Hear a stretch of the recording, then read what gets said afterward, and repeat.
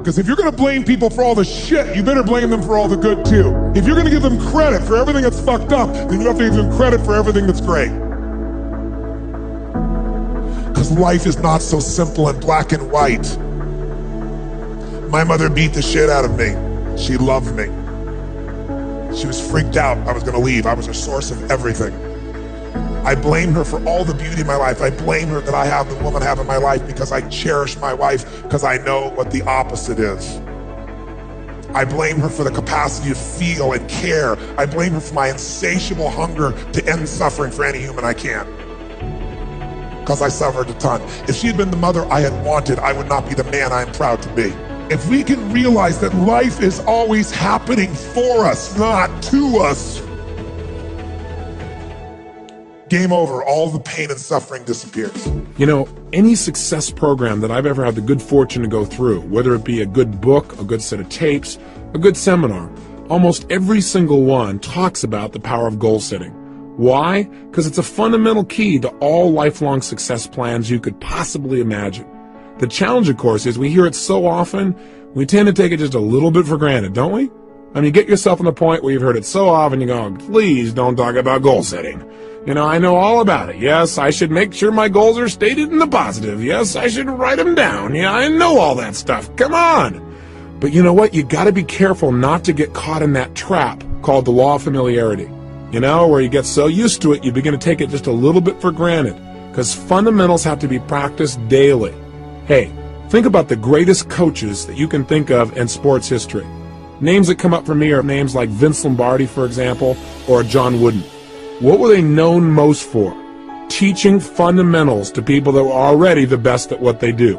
I mean, think about it. John Wooden would take a basketball player, a kid who's the best in the world at what he does virtually, at least for his age group, and he can make a shot from virtually anywhere, and he'd go, that's really cute, kid. Get over here, and I want you to shoot 400 free throws. And the kid says, I can do that. He said, yeah, well, let's see you do it. Or come over here, and I want to see you shoot 500 bank shots from 5 feet. Well, I can do that, the kid would say. He goes, yeah, I know you can do it, and you're going to do it every day this many times so that you do it in the key clutch moments. You got to practice fundamentals every day. He won 11 consecutive national championships, unlike any team in history. That's the power of fundamentals. So anytime I do a workshop, anytime I try and do tapes, usually I put a goal-setting workshop in there. And some of them have some similarities. So if you've done one with me before, here's a chance to do it again and do it even more effectively. Invariably, when I hear people say something like, well, teach me something new, I know they aren't into mastery. Because repetition, again, is the mother of skill. You've heard me say that over and over again. It's because if you want to master anything, you've got to do it over and over and over again. And every time I do a goal-setting workshop myself, I obviously make new distinctions. I set up some new goals. They change. So don't take it for granted and say, well, these two tapes are on goals, and they're short and they're simple, and I can do that some other time. I already know my goals. Don't get caught in that hook. The bottom line is do the exercise as if you're setting goals brand new and fresh. And for most people, they don't have a clearly defined set of goals anyway. Again, you know, I'm now taking Taekwondo, and I have the good fortune of training with the Grand Master of Taekwondo in the United States. His name is Grandmaster Jun Rhee. And the interesting thing about Jun Rhee as a master is he taught me something. He taught me to go from the frame of mastering simple things over and over again. Everything he teaches to become a black belt breaks down to 7 simple moves. Isn't that interesting? Now what's interesting is he says that most people never make it to black belt because they keep coming in and say, show me something new. He said, no. You have to master the fundamentals. And if you do those and you do them over and over again, you'll be a black belt easily and consistently. So don't get caught in those traps. Break through the bonds of your past and look at the world in a whole new way where you understand fundamentals must be practiced daily and you'll do whatever it takes. You're not bored by fundamentals. You get excited about doing the daily things that create the ongoing level of happiness and joy you want for a lifetime. Now, let's take a quick look. What is the power of goals? Why do we talk about them so much? Why do we need to use them? Why are they important? Answer, with goals, we create the future in advance. We create our destiny. We shape our lives. Hey, we all have goals, whether we know it or not. The problem is some people have really lousy goals. And whatever your goals are, they're affecting you. Maybe your goals are to get through this day. Maybe the goals are how to pay the lousy bills. The problem with goals like that is they don't exactly inspire you and get you to jump out of bed early in the morning saying, I can't wait to go out today and pay my lousy bills. Rarely does that really create emotion and drive inside of you. Goals can create the power to make us grow and expand and develop our success. But we've got to have something out there that's compelling enough to draw us forth. Done properly and specifically, they transform our lives. One of my best and favorite examples is a study that was done in 1953 at Yale University. What they did there was an intensive study where they interviewed the graduating class just before they left school. And they asked them a whole series of questions, but the one that was most interesting for me was they asked them, how many of you have a clear, specific set of goals with a written plan for their achievement? Well, interestingly enough, as you might guess, less than 3% had a set of written goals with a plan. 20 years later, in 1973, they went back and interviewed the surviving class members of the class of 53. And they interviewed these people to find out what were their lives like. Well, the interesting thing was the 3% that had written goals that specifically had a plan for their attainment appeared to be happier, more well-adjusted, more excited about their life as a whole. But see, those things are subjective. The one thing that's very measurable is this. The group of people who had written goals were worth more in financial terms than the entire other 97% that didn't have goals combined. Think about that. That's the power of goal setting. I can tell you in my own life, it has transformed me. That you can know all the techniques of how to condition yourself to succeed, but if you don't know why you're doing it, if you don't know what it is you're moving towards, then it's rare that you're going to get the most out of yourself. Years ago, I had the unique good fortune as I began to study some of these technologies for optimum performance. I was invited to go to Russia, and I spent over there approximately 2 weeks. During that time, I got a chance to explore many aspects of Russia. I got to go to the universities. I got the chance to meet with some of the people who were involved in optimum performance technologies. And in the process of doing that, I found myself on one stretch where I was on the Trans-Siberian Railway, where I was going literally from Moscow all the way to Siberia and then back to Leningrad again. We're talking about a large stretch of land and a lot of time to just think. During that time, I was just starting to develop some of my personal power. I really hadn't created my life the way I wanted it, but I felt like there were some possibilities out there for me. I was still living in my 400 square foot bachelor apartment. I was still overweight. I was still in a position where I really didn't have my life where I wanted it in terms of my relationships. But on that trip, for 2.5 days, all I did was set goals. And then for another 2 or 3 days, all I did was design plans on how I was going to achieve them. And I set goals that were well beyond my present ability or skill. I had no idea how I was going to make them happen. And that's important. But I operated from a principle that's talked about in every religion known to man. So regardless of what you believe religiously or spiritually, it's a common law. And that is the power of absolute total belief and faith. I operated from the frame that if I could get inspired enough, if I found a goal that was exciting enough for me, I would figure out how to make it happen. Even though right now it might seem impossible, I would pull it off. And I laid out goals for my life in virtually every area. Personally, emotionally, socially, spiritually, physically, financially. And I chunked down, what do I want in my life ultimately, and what do I want right now? And a lot of areas I thought, well, I can make it happen. I figured I can get control of my emotions. And so I set goals about how I wanted to be, how I wanted to communicate, how much joy I wanted to have, how much passion, how I want to live every single day, the kind of person I wanted to be as a human being. I described my relationships. I described the woman of my dreams in detail. I took 6 pages to describe exactly the kind of person, mentally, emotionally, socially, and spiritually I wanted in my life, and physically. Described her in detail. In addition, I described how I wanted my kids to be. I described everything. Now you might say, well, gosh, you're really creating a lot of limitations. I set goals, and I look at them, and then I review them and see if they still make sense to me. But I did it in detail. I also did it in the area of finances, and I set some pretty absurd goals. I decided I want to make $250,000 a year in personal income. At the time, I was making less than $3,000 a month. $3,000 was a good month. Guess what happened? I came back. I laid out this plan. In fact, I did the plan on the back of a map that I bought in Russia. I have it to this day, where I broke down the whole thing. I show it oftentimes to people in my seminars, so they get an idea of where I was and what I actually created just by designing the roadmaps necessary for success. I came back and began to implement it. A lot of my plans, I have to tell you, did not work out, but I achieved over 80% of my goals in less than 12 months. I mean, massive change. I went well beyond anything I dreamed of. I changed myself physically. I lost all the weight. I changed myself emotionally and developed the confidence that was necessary. I changed myself in my relationships massively. I attracted the woman of my dreams. I married her about a year after that. I had decided I wanted to have 4 kids. I got 3 instantly. What a deal. I was on a roll. I took myself from totally broke financially to over $1 million net worth in less than 12 months.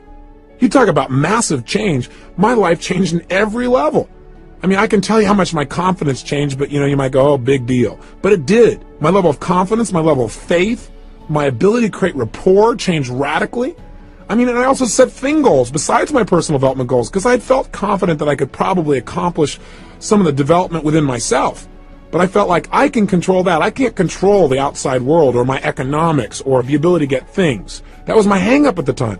I set goals for things like I was going to have a limousine, a stretched limousine. I mean, how absurd. I had a car that was breaking down continuously.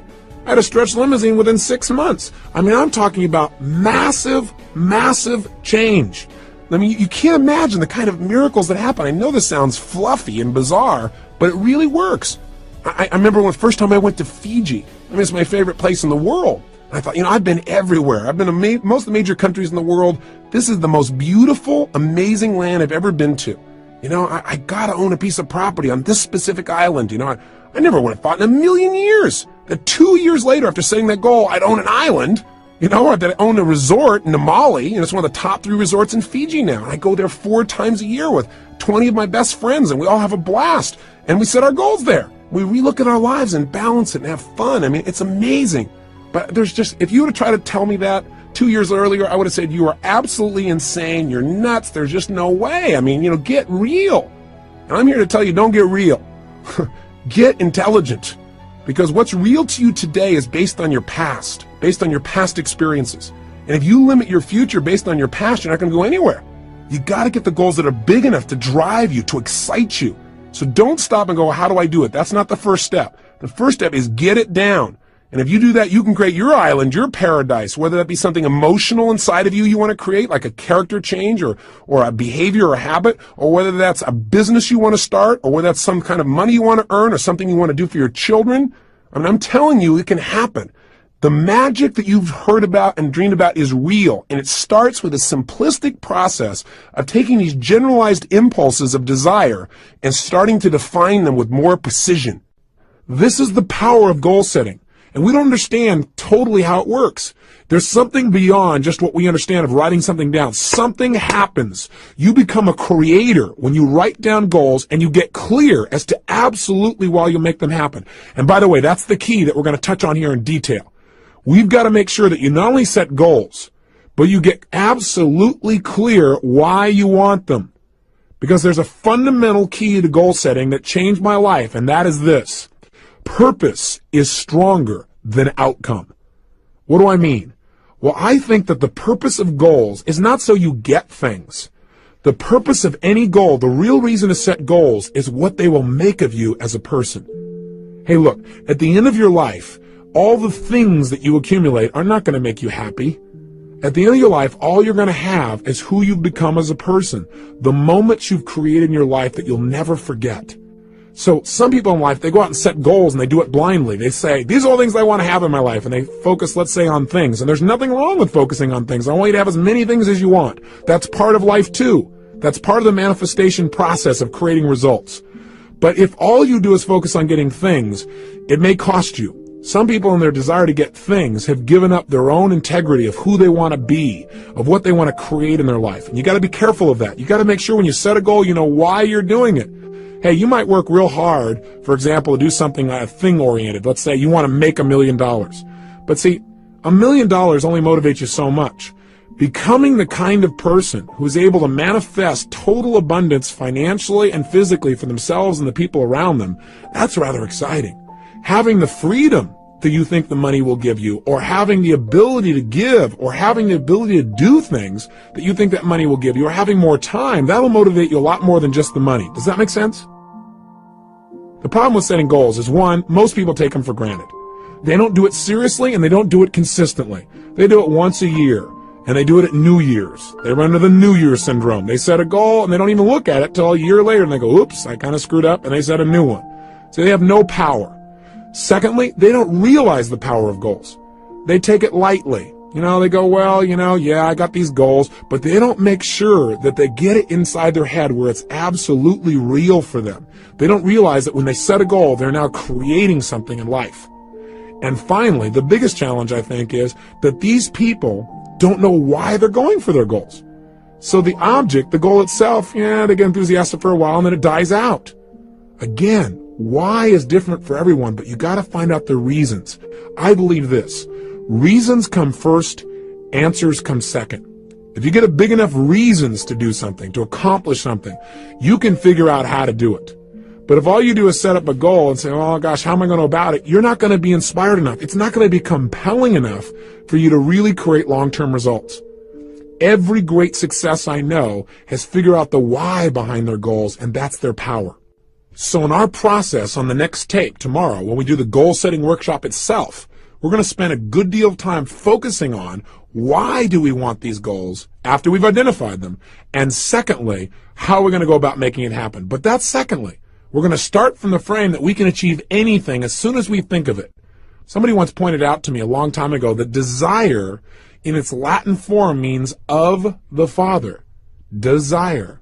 I thought that's interesting. In other words, anything that I desire, that thought process has been given to me. And with the ability to have a goal, I believe instantly comes the ability to achieve it. That ability is built within us, or we wouldn't have the desire in the first place. So come from that place and watch what you can do to create a new reality of success in your life. Now, I got a question for you. Do you know why goals really work? Well, there are lots of theories, but I'll tell you what a few of mine are. Number one, I believe that thoughts are things. That whatever we focus on consistently, we experience in our life. You and I know that's true from what we've talked about earlier in this tape. That if I pay attention to one area of my life and I focus on it, that's what's going to be real for me. That's what I'm going to feel. I also believe that whatever we focus on consistently, that our thoughts are things, that as you think, so you create, so you manifest. So part of goal setting is just by having that focus, and again, having a consistent focus. You can't just set goals one time and then never look at them again and really expect long-term results. Although, hey, that's better than not having any target at all. At least your subconscious mind knows the general direction to move in. But the power is doing it consistently, reviewing them. But point number one is, I really believe that if you focus on something, you'll experience it. Secondly, when you set a goal, there's an interesting dynamic that happens. And that is, when you set a goal, basically you're acknowledging to both your conscious and subconscious minds that where you are right now is not where you want to be, which is you begin to notice the distinctions between where you want to be and where you are. And as you feel that distinction, your brain becomes dissatisfied. And part of what motivates human action is a sense of dissatisfaction. I mean, hey, when you're totally comfortable and relaxed, feeling pleasure, you're not super motivated to do whatever it takes to make things happen, generally as a generalization. However, when we get dissatisfied, that's when we got some real power. In fact, I tell most people in life, one of the biggest traps that most people fall into is called success. For a lot of people, success is a trap. Because what happens is when they get successful, oftentimes they tend to party. When they fail, they tend to ponder. And out of that pondering, sometimes they make some new distinctions. Dissatisfaction is a power that you want to take advantage of, not something for you to try and hide yourself out from. There is real power in finding some things you want to move away from, because look, pressure is what creates human behavior. Pressure and tension are primary drivers of our actions. I mean, think about it on a ridiculously simple level. What makes you want to eat? Is it not a certain level of pressure or tension? What is it that makes you want to eliminate during the day? Pressure or tension in your body that makes you want to get up and take that action? What makes you want to make love and be with somebody? There's a certain amount of pressure that creates that feeling. Learning to manage pressure and tension in your life is probably one of the basic fundamental lessons we all must master if we really want to have a balanced life where we really feel happy and successful. But learning to use pressure in goal setting is absolutely critical. With literally no pressure to go for it, we have no motivation. And so a certain amount of pressure is generated when you clearly define what it is you want and you see that you aren't there. It creates a gestalt where your brain says, hey, I want that. I'm not satisfied where I am. And you begin to have that drive. Don't hide out from it. Welcome it. Look at it every single day. Pressure isn't necessarily negative. It can be very positive, again, if you look at it as a tool for influencing yourself to take consistent action towards your success. You all know the metaphor, don't you? I mean, pressure is how diamonds are created. They're just rocks that got under intense pressure, and now they're turned into a gem. You need to use that same metaphor for yourself and use goals as a way of pressuring yourself. Because, see, I know a lot of people, when they think about goal setting, they say, well, I don't want to, commit to somebody else about this thing because then I'll feel all this pressure. That's great. That is fabulous. That means you're not going to back out. I mean, hey, when I decided a year ago I was going to work out every single day, I was going to exercise, I realized the best way to make sure I kept that commitment was, number one, understand why I was doing it. Not just say I'm going to exercise. And I realized in order to accomplish the level of goals that I have in my life, I need an abundance of physical energy, vibrancy. So I have something to communicate with. So I have something that can drive me. Without that, I would end up running out of emotional gas while I'm continually driving up this mountain called success. So I didn't want to float down running out of fuel. And I decided I'm going to keep that up every day, and being physically vibrant requires a certain level of exercise. So I understood why, and I linked it to having better relationships. I linked it to having more energy for my kids. I linked it to how I'd feel emotionally. I linked it to my level of physical vibrancy. I linked it to my business success. I linked it to my ability to contribute to others. Boy, I had a lot of motivation going on there.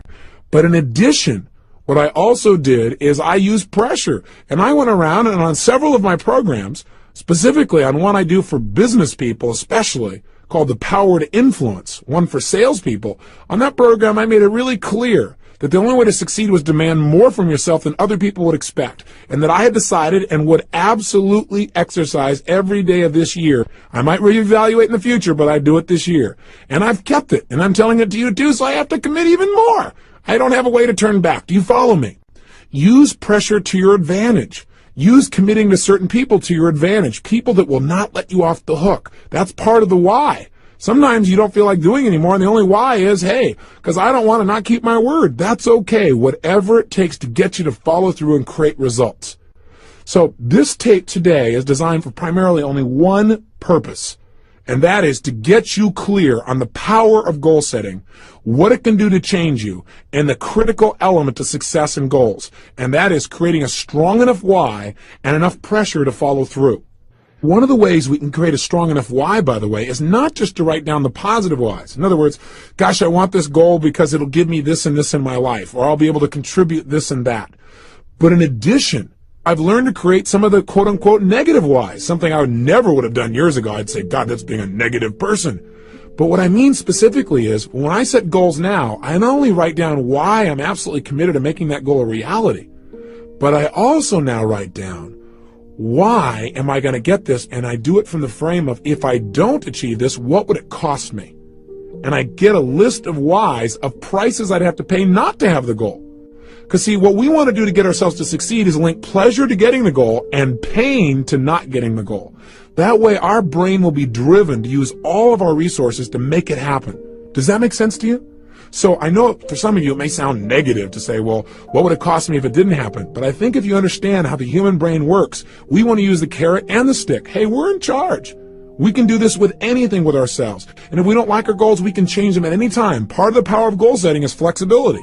Not just getting stuck because years ago you set a goal, reevaluating and saying, based on where I am and now in my life, is that still the right goal for me? Is that the right direction? I encourage people to set goals no less than twice a year, and I have them review their goals in detail at least once a month and review their top goals daily. It is that kind of consistent review that will keep you on track and produce those results that you're committed to. So right now, the purpose again today is to get you clear on how to unleash this power. And part of that power is the power of why. Why do you want things on the positive? And the power of being dissatisfied. So here's your exercise for today, and then tomorrow we're going to actually unleash you into a goal-setting workshop. And you might want to review and listen to this tape again so you're inspired when you go to do that exercise, because I want you to really come to life and know you're about to create real results when you start that workshop. Today, though, pull out your success journal, and here's your assignment. What I'd like you to do is I want you to write down 2 things. Number 1, what are some of the areas of your life you are dissatisfied with? Now, I don't want you to feel bad, real negative about it, but just be honest with yourself. What are some of the areas of your life that are not enough? It's not good enough. It's not where you deserve it to be. It's not where you're committed to having it be. Take a look at yourself physically, emotionally, spiritually, intellectually, financially, in your relationships. So the question I want you to ask yourself is, what's not good in my life? What am I not satisfied with? And get inspired as you write it down, because whatever you write down, you're going to be able to change. And that's number 1. And make a good list of things you're dissatisfied with. That'll create some pressure inside of you to create some powerful new goals. And number 2, write down, what kind of beliefs would I have to have? What are a couple of additional beliefs, since we've talked about that earlier? What are 2 or 3 other beliefs that I would probably need to have in order to really set goals and achieve them? What are 2 or 3 new beliefs I'd need to live by in order to really start achieving my goals? That's your simple assignment for today. Just leave today with a focus on getting big enough whys. The power of why is the power to achieve your dreams. I'll see you tomorrow. Remember, live with passion.